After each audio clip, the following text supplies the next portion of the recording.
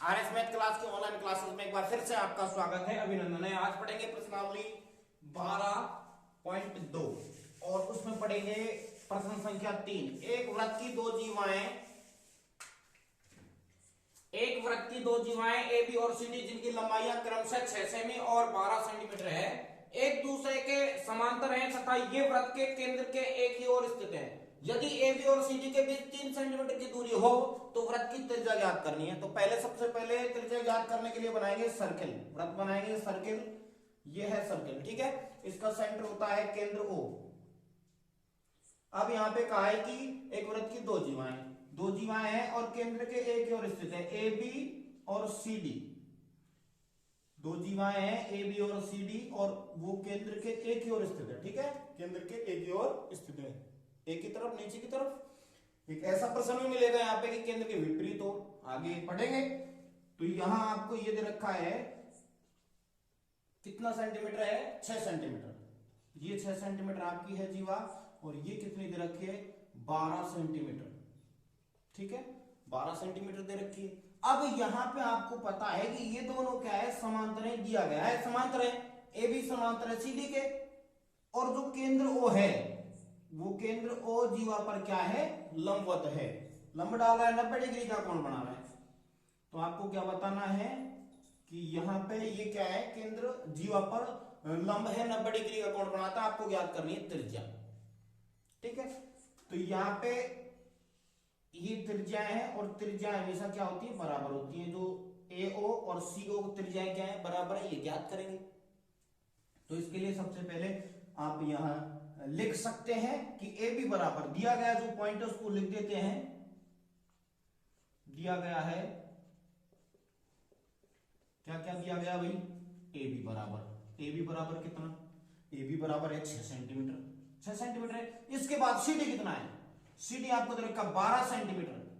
और आपको पता है कि ये जो जीवा है, जीवा पर जो केंद्र से दूरी है क्या होती है, लंब होती है 90 डिग्री का और समान दो भागों में लंब समद्विभाजन होता है, ठीक है। तो समान दो भागों में विभाजित करेंगे, इसके बराबर और ये वाला हिस्सा इसके बराबर। तो ये 6 किया तो ये कितनी रह जाएगी, 3, और ये भी कितनी रह जाएगी, 3 सेंटीमीटर। ये कितनी 12 किया तो ये कितनी रह जाएगी, 6, ये कितनी रह जाएगी, 6 सेंटीमीटर। ओके, देखते हैं आगे। यहां अब आपको निकालना क्या है, त्रिज्या निकालनी है, ठीक है। तो यहां अपन मान सकते हैं, क्या मान सकते हैं कि मान सकते हैं कि केंद्र से दूरी कितनी मान सकते हो। तब भाई ये भी मान सकते हैं कि माना ओ केंद्र वाले वृत्त की त्रिज्याएं ए और सी ओ क्या दे रखी है, आर मान सकते हो इसको, आर, ये भी क्या हो जाएगी आर, ठीक है। तो यहां पे आपको ये यहां से यहां तक की दूरी देखो, ए बी सी डी है ना, ए बी सी डी, ई मान लेते हैं इसको, बिंदु क्या मान लिया, ई, और इसको मान लेते हैं एफ, ठीक है। क्योंकि आपको ये दोनों त्रिभुजों में समकोण त्रिभुज लगाना है, पाइथागोरस में लगानी है, तो उसके लिए अपन को मेहनत करनी है। तो दोनों त्रिभुजों के लिए अपन कह सकते हैं कि यदि ओ ई को अपन पूरे को एक्स मान लें, क्या मान लेते हैं, पूरे को एक्स।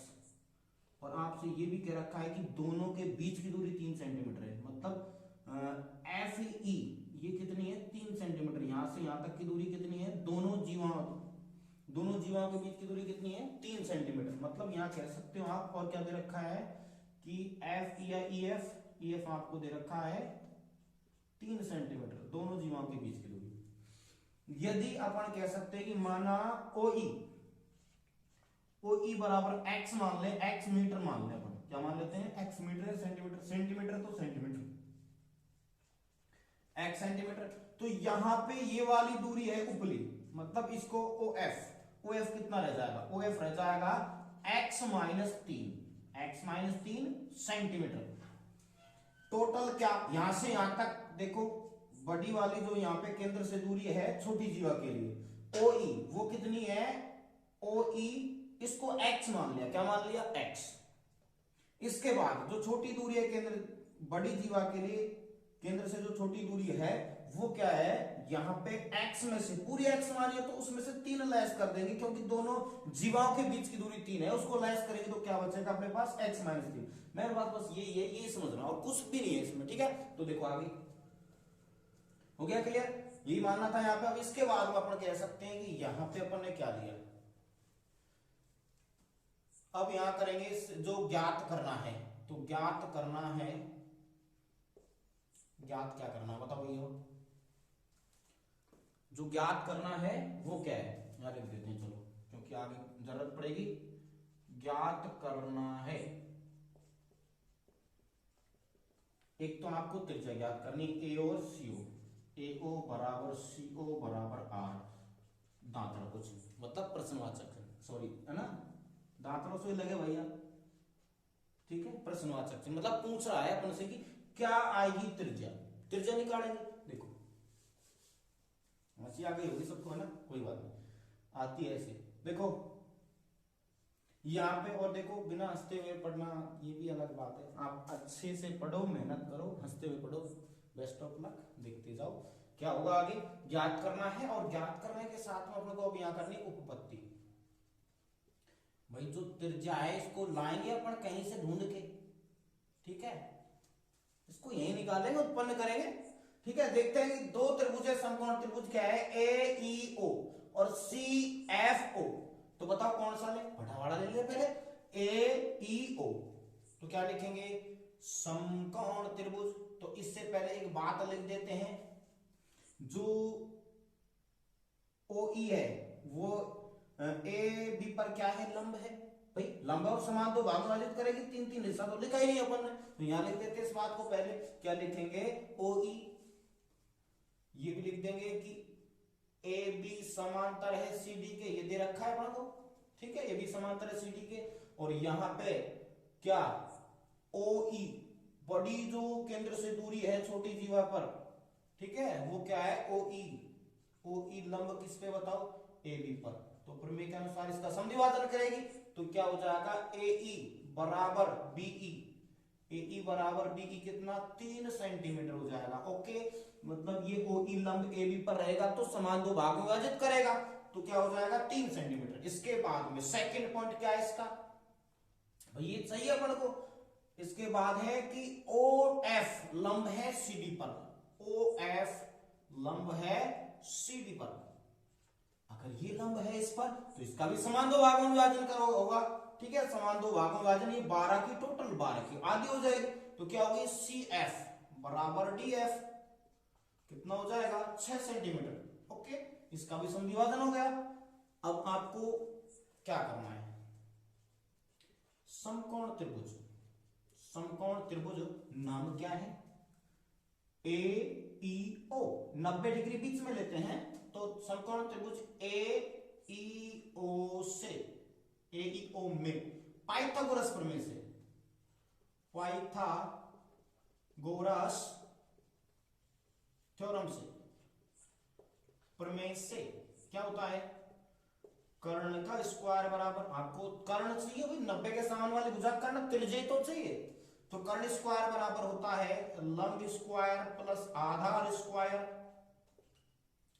तो कर्ण कितना दे रखा है, त्रिज्या है, AO त्रिज्या है, कर्ण है यहाँ पे आपके, तो ध्यान दीजिए, कर्ण स्क्वायर बराबर लंब स्क्वायर प्लस आधार स्क्वायर। कर्ण कितना बताओ, कर्ण आपको दे रखा R, तो R स्क्वायर बराबर लंब कितना बताओ, भाई अपन AO लिख सकते हैं, लेकिन क्या है थोड़ा लिख सकते हो आराम से, आपकी इच्छा हो तो AO का स्क्वायर कर दो, इसके बाद में क्या, OE का स्क्वायर और AE का स्क्वायर कर दो।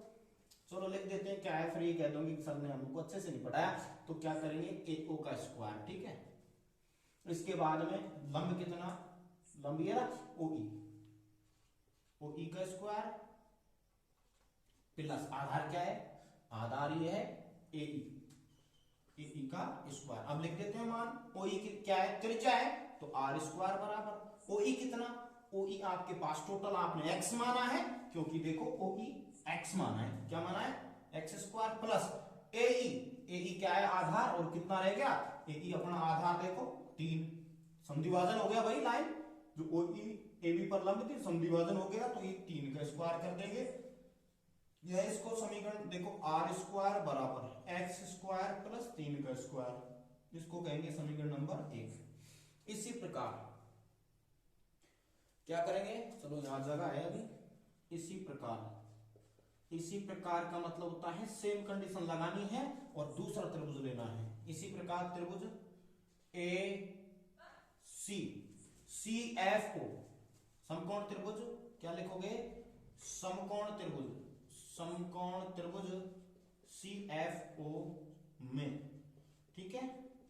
इस त्रिभुज में लगाएंगे पाइथागोरस प्रमेय से क्या करेंगे, कर्ण स्क्वायर बराबर, डायरेक्ट कर रहा हूं मैं इसमें क्योंकि आप देखो इसी प्रकार लगाकर आप सेम कर सकते हो। आर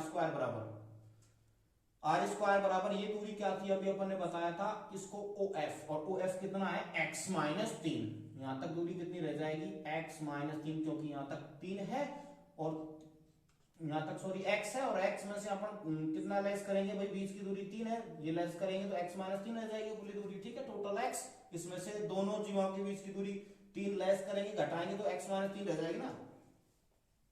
तो आर स्क्वायर बराबर क्या करेंगे, कर्ण स्क्वायर बराबर, इस समकोण त्रिभुज में कर्ण स्क्वायर बराबर आधार स्क्वायर प्लस लंब स्क्वायर, या लंब स्क्वायर प्लस आधार स्क्वायर। तो x माइनस 3 का स्क्वायर, लंब स्क्वायर मतलब x माइनस 3 का स्क्वायर, और प्लस आधार क्या है 6, उसमें कितना है 6 का स्क्वायर। आधार कितना है इसके लिए 6, क्योंकि 12 की लाइन थी, विभाजित हो गया, ठीक है। इसके बाद में आर स्क्वायर बराबर a माइनस बी का whole square, a square minus 2ab plus b square.